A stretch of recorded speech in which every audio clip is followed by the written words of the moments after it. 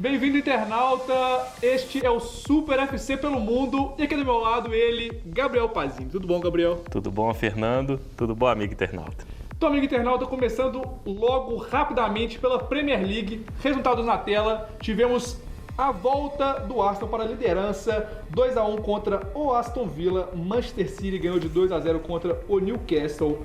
Chelsea 2-0 contra o Hull City, chegou ali a ficar em primeiro lugar, voltou para o terceiro. Liverpool 5-3 contra o Stoke City. Liverpool que é o quarto colocado, 4 pontos atrás do Chelsea e 6 atrás do Arsenal. Everton 2-0 em cima do Norwich. O Everton que é quinto lugar, 1 atrás do Liverpool. Tottenham 2-0 contra o Crystal Palace e os Spurs que estão na sexta colocação. E finalmente Manchester United 2-0 contra o Swansea City. Pazini, muito jogo, começando pelo líder novamente, Arsenal, se mantendo lá na ponta, né, Pazini? Se mantendo na ponta, vantagem mínima para o Manchester City, campeonato inglês muito emocionante, o mais equilibrado das últimas temporadas.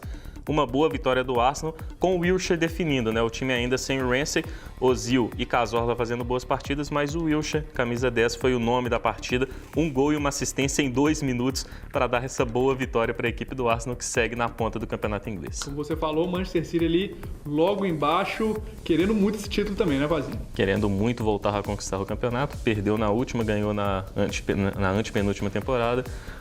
A equipe do Manchester United fez um bom jogo contra o Newcastle fora de casa. Manchester City, no caso. Do Manchester City, na verdade, né? Na última temporada, o Manchester United campeão. O Manchester City fez uma boa partida, começou partindo para cima ali, criando algumas boas jogadas. Depois o Newcastle equilibrou o jogo, só que o City saiu na frente do placar e depois teve o lance controverso. O Tioté, que normalmente é um carniceiro ali no meio-campo, acertou uma paulada de fora da área, marcando um golaço. Só que aí o árbitro considerou que um jogador do Newcastle que saiu da bola, estava em condição de impedimento, participou do lance. É muito interpretativo o lance, né? Aquela velha história do jogador participar ou não da jogada. Na minha opinião, participou. Na minha opinião, gol bem anulado. Na opinião de outros aqui, o Josias Pereira mesmo ficou revoltado com o lance, disse que foi garfado o Newcastle. Mas no final das contas, uma vitória justa do Manchester City. O Manchester City criou mais durante o jogo, fez uma boa partida e matou a partida ali no finalzinho com o gol do Negredo, no contra-ataque muito rápido. O City de novo jogando no 4-4-2. É uma alternativa boa para o 4-2-3-1. Os dois esquemas táticos têm dado muito certo no Manchester City. Agora, Pazini, o Chelsea que chegou a dormir ali na liderança, mas viu as vitórias de Manchester City e do Arsenal, mas está bem também ele na briga. Está muito bem na briga o Chelsea. O Chelsea venceu por 2-0 com o Hazard mais uma vez jogando muita bola, está destruindo na Premier League o meio-campista belga. E o outro gol do Fernando Torres, né? Tão zoado o Fernando Torres, voltou a marcar gols com regularidade. Nessa partida marcou mais um gol e tem jogado muito bem o Fernando Torres, tem reencontrado o seu faro de artilheiro. O detalhe final do Chelsea, que está na briga pelo título da Premier League, é o mercado da bola, o Matip, bom meio-campista do Benfica, que era do Chelsea. O Chelsea negociou ele com o Benfica por um preço muito baixo. Vai voltar para os Blues de Londres, só que por um preço muito maior, né? O Chelsea tomando prejuízo aí vai pagar 22 milhões de euros pelo Matip, que é um bom meio-campista. Ele já afirmou ao jornal português A Bola que volta para o Chelsea, que a sua última partida foi no fim de semana, o clássico contra o Porto pelo Benfica, que a gente vai comentar mais na frente. Realmente, Pazini, comentando agora o Liverpool, novamente o Luizito Soares fazendo a diferença. Vai lá. Jogou bola demais, 2 gols, chegou a 22 no campeonato inglês, o artilheiro disparado da Premier League, fase sensacional. E a dupla dele, né, o Sturridge, está de volta, voltou nesse jogo, deu assistência para o Luis Suárez, depois recebeu um passe para gol do Luis Suárez e matou a partida para o Liverpool no finalzinho do jogo. Chegou a 10 gols na Premier League o Sturridge, mesmo ficando muito tempo parado. É o terceiro na lista de artilheiros do campeonato inglês. Essa dupla vinha jogando muito bem nesse jogo, atuou muito bem mais uma vez. O detalhe é para a partida maluca, né? O Liverpool abriu 2-0, parecia que ia golear. Tomou um empate com 2 gols de ex-jogadores do Liverpool, Charlie Adam e o grandalhão Peter Crouch. Depois abriu 4-2, tomou 4-3 e no finalzinho matou o jogo. Um partidaço entre Stoke City e Liverpool. No final, uma vitória justa dos Reds. Destaque final também para o Gerrard, marcando gol, partida de número 650 dele pelo Liverpool e também atuando de forma mais recuada, né? Ele atuando como primeiro volante e o Lucas saindo mais para o campo de jogo. Não foi tão certo quanto poderia ser, né? O Lucas está muito habituado já a jogar como primeiro volante, mas pode dar certo no futuro, ainda mais com o Gerrard já chegando nas fases finais da carreira. Isso mesmo, Pazini, acho que eu vou fazer uma sacanagem com você agora para juntar Everton, Tottenham United. Vai lá, você dá conta. O Everton segue muito bem no campeonato inglês, está lá na briga com o Liverpool por vaga na Champions League, os dois rivais. Venceu por 2-0 com 2 golaços, uma paulada de fora da área do Barry, um bonito gol de falta do Mirallas. O Tottenham teve uma complicação ali no primeiro tempo com o Crystal Palace, no segundo tempo foi muito superior, mereceu a vitória por 2-0. Um bonito gol do Christian Eriksen, que está jogando bola demais, o dinamarquês, e um gol do Jermaine Defoe, que se despediu do clube, vai para o Toronto, para a Major League Soccer, como já comentamos aqui. Destaque para o Tottenham de novo no 4-4-2, dessa vez não funcionou muito bem no primeiro tempo. No segundo tempo, a Adebayor e o Soldado cresceram, mas dá para imaginar o Tottenham voltando para o 4-2-3-1, com o Paulinho, o Sigurdsson, o Lamela voltando de lesões e com o Holtby tendo mais condições físicas.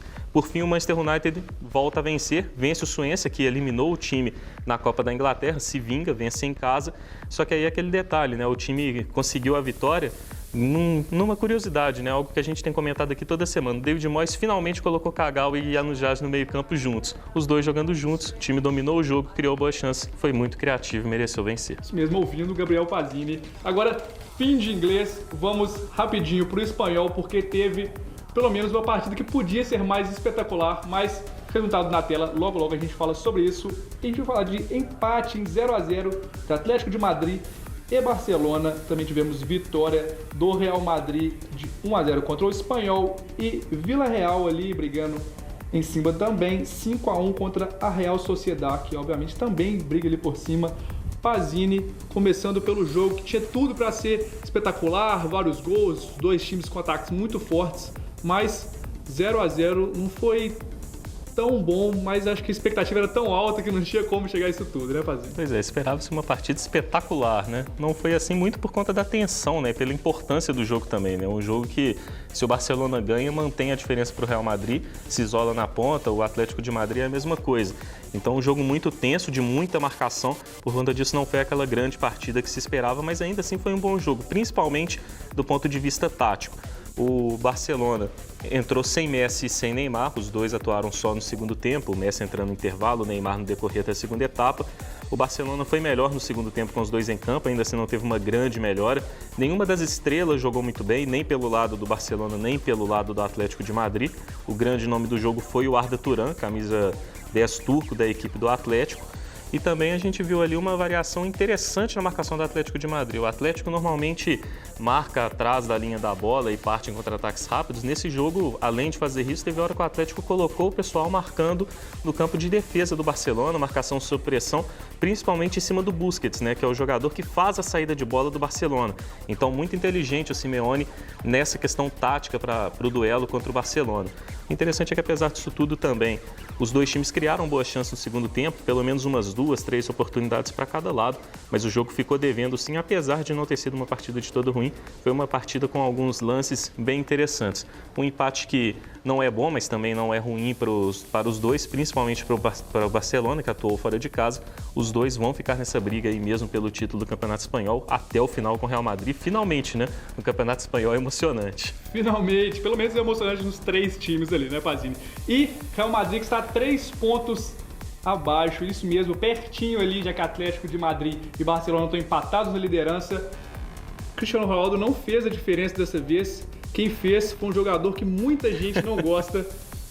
Eu, inclusive, Pepe, vai lá. O Pepe acabou marcando o gol da vitória do Real, né? Quem diria? O Cristiano Ronaldo, além de tudo, perdeu um gol feito, né? Um gol incrível, mas não dá pra cornetar, né? Vive um momento espetacular. Cristiano Ronaldo, bola de ouro.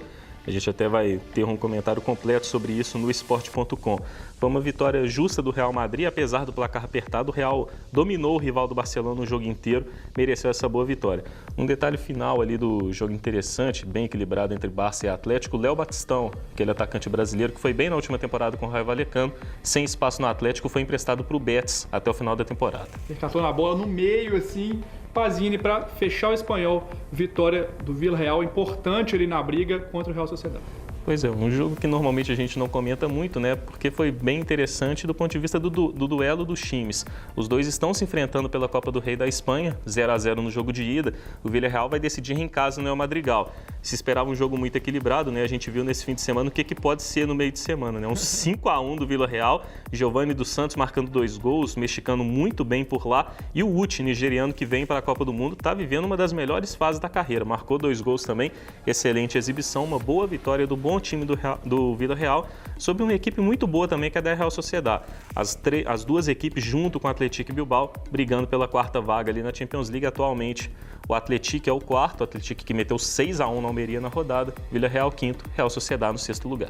Isso mesmo, então saindo da Espanha, vamos descendo um pouquinho ali para a Itália. Resultados na tela, Juventus continua destruindo todo mundo. Juventus 4-1 contra o Cagliari, ela que é a líder com 52 pontos, 8 na frente da Roma, que ganhou de 4-0 contra o Genoa. Napoli, terceiro colocado, 10 pontos atrás da Juventus, ganhou de 3-0 do Verona. O Verona ali que está na 6ª colocação.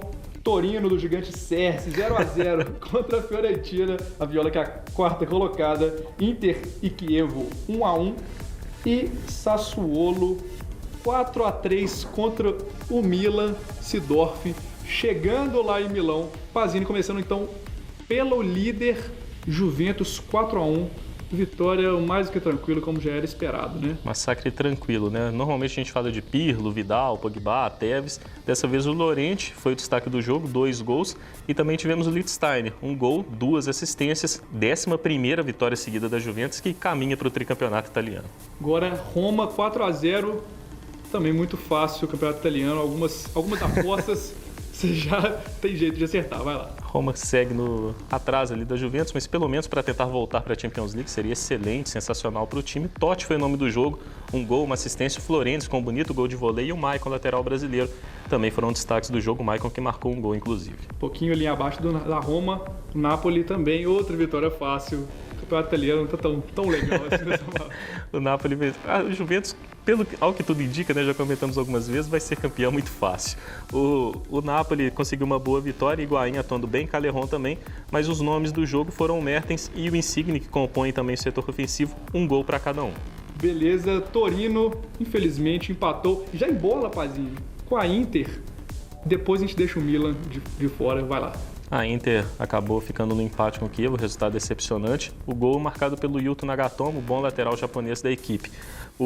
Quanto à Fiorentina, um empate de 0-0 num bom jogo contra o Torino, muito equilibrado, as duas equipes criando boas chances. O Torino criou as chances mais claras, enquanto a Fiorentina criou mais oportunidades, mas fez o goleiro do Torino trabalhar menos. Um bom jogo, a Fiorentina sentindo a falta dos seus definidores, Mário Gomes se recuperando de lesão, o Rossi se lesionou por agora, e o nome do jogo, para a alegria do Fernando, foi o Cerci. Foi o melhor jogador da partida, disparado, uma boa exibição do jogador da seleção italiana. Sempre é. Sassuolo, Pazini derrubou o Alegre e sacaneou o Botafogo, porque Seedorf é o novo técnico do Milan. Fale um pouquinho mais sobre isso, Pazini. Pois é, foi um jogo maluco também, né? O Milan abriu 2-0 com o gol do Robinho, que tem sido bem estranho nas últimas temporadas. Começou errado daí, né?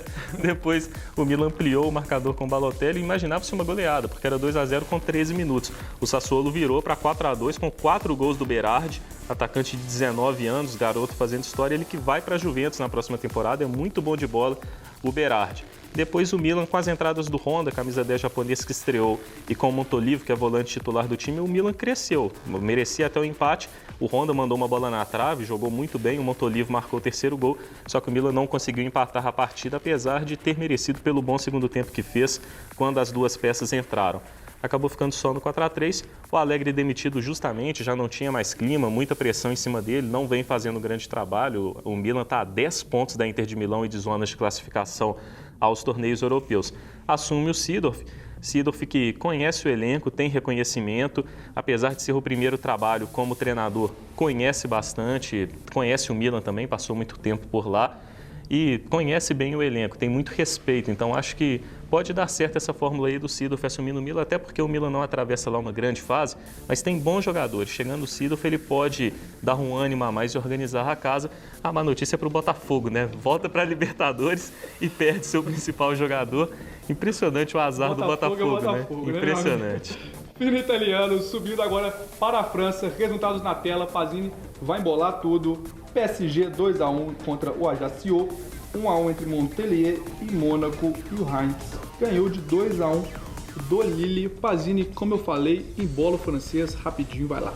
PSG, que é o líder do campeonato francês, tem 5 pontos de vantagem para o Mônaco, 7 para o Lille. Mônaco e Lille escorregando na rodada. O destaque da rodada foi o Ibrahimovic, artilheiro da Ligue 1 com 15 gols. Nessa rodada foi o assistente, deu as 2 assistências para os gols do PSG. Acabou rapidinho assim mesmo, fechando com o Campeonato Português, clássico na rodada. Benfica ganhou, meu amigo, isso mesmo, resultado na tela, foi 2-0 a vitória. Pazini, me explica isso, Benfica ganhando. Vai. Muito raro, né? Ainda mais no clássico. O Porto ganhou 9 dos últimos 11 campeonatos portugueses, atual tetracampeão, foi campeão invicto na última temporada, nessa já perde 2 vezes, né? E o Benfica ganhando quadrivice na última temporada, conseguindo ir bem aí no campeonato português. O Benfica que é o líder do campeonato português, o Porto caiu para o 3º lugar, o Sporting é o 2º colocado. Foi uma vitória justa do Benfica, criou as melhores oportunidades, o time também empurrado pela torcida e pela homenagem ao Eusébio, né? O maior ídolo da história do clube.